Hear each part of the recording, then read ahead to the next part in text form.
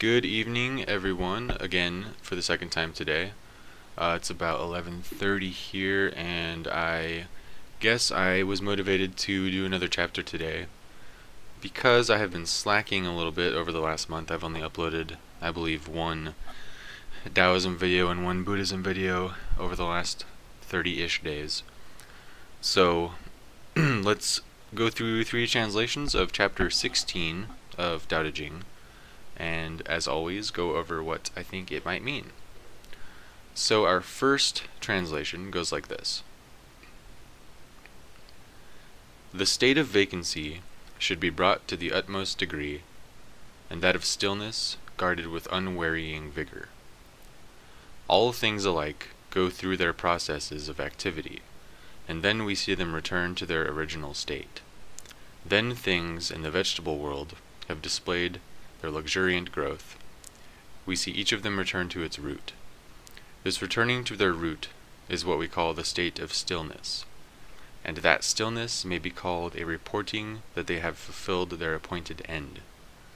The report of that fulfillment is the regular, unchanging rule. To know that unchanging rule is to be intelligent. Not to know it leads to wild movements and evil issues. The knowledge of that unchanging rule produces a grand capacity and forbearance, and that capacity and forbearance lead to a community of feeling with all things.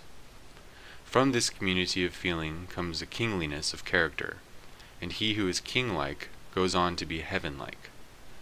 In that likeness to heaven he possesses the Tao. Possessed of the Tao, he endures long, and to the end of his bodily life is exempt from all danger of decay. The next translation is as follows. By attaining the height of abstraction, we gain fullness of rest. All the 10,000 things arise, and I see them return. Now they bloom in bloom, but each one homeward returneth to its root. Returning to the root means rest. It signifies the return according to destiny. Return according to destiny means the eternal. Knowing the eternal means enlightenment. Not knowing the eternal causes passions to rise, and that is evil. Knowing the eternal renders comprehensive. Comprehensiveness renders broad. Breadth renders royal.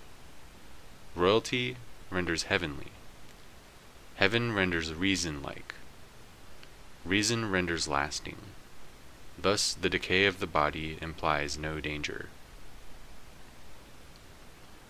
And the third translation reads, Seek to attain an open mind, the summit of vacuity. Seek composure, the essence of tranquility. All things are in process, rising and returning. Plants come to blossom, but only to return to the root. Returning to the root is like seeking tranquility. It is moving towards its destiny. To move toward destiny is like eternity.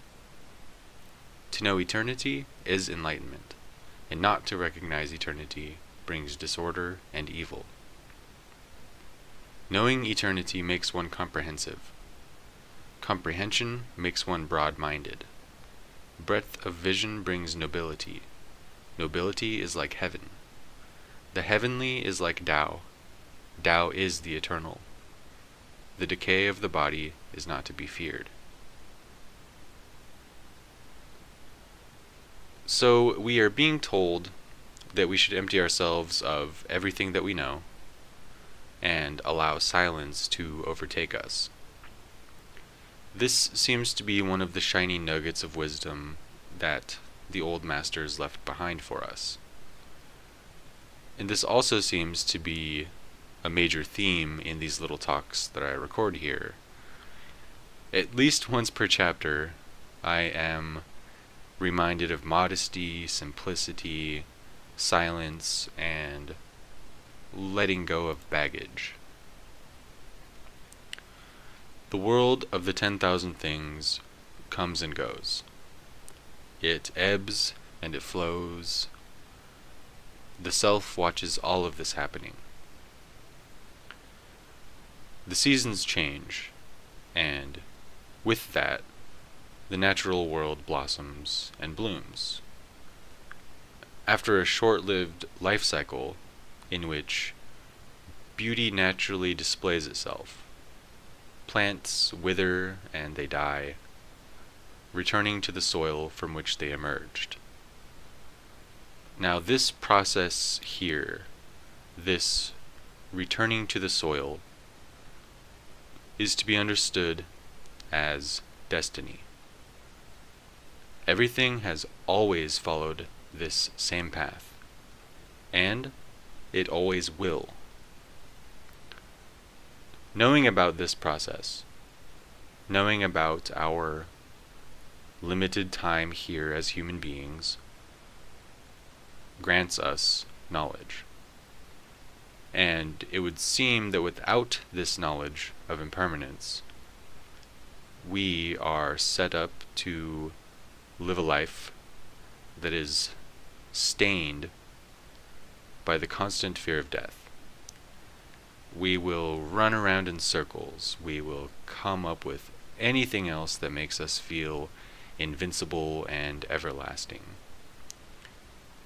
We will elect to get plastic surgery, replace our hormones, and go about countless futilities in order to recapture our youth and attempt to outrun death.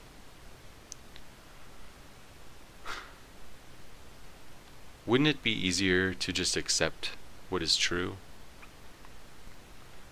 Obviously, the concept of death is something compartmentalized so far back into the shelves of our minds that we dare not make our way through those cobwebs and dig out that horror. Every aspect of our lives in modern society is seemingly designed to keep us away from thinking about our own demise. We will convince ourselves that this is the generation that will finally conquer death.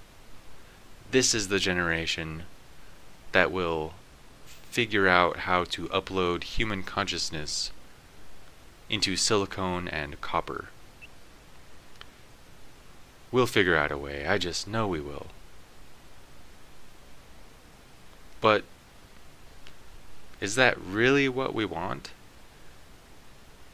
Do we dare defy our own destinies?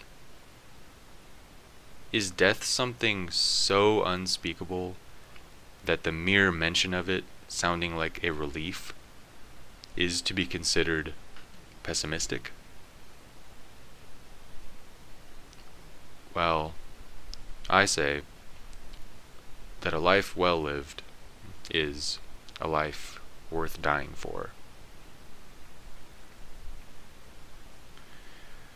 Lao Tzu reminds us that if we can be still, our minds will be in their natural state.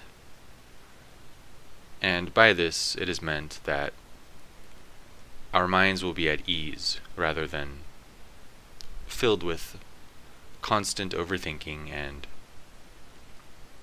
busybodiness. With our minds where they should be, our hearts will open like the bud of a rose. This then allows us to conduct ourselves in the world properly. We can understand with not just intellectual know-how, but with emotional intelligence. We treat ourselves and we treat others with a new type of respect that seems to be born out of compassion and love and understanding, rather than a sense of duty or superior virtue. When we conduct ourselves properly in this way, we are at one with the eternal Tao. We no longer live in the constant fear of death. And when the body withers, the Tao lives on in all things, as it always has.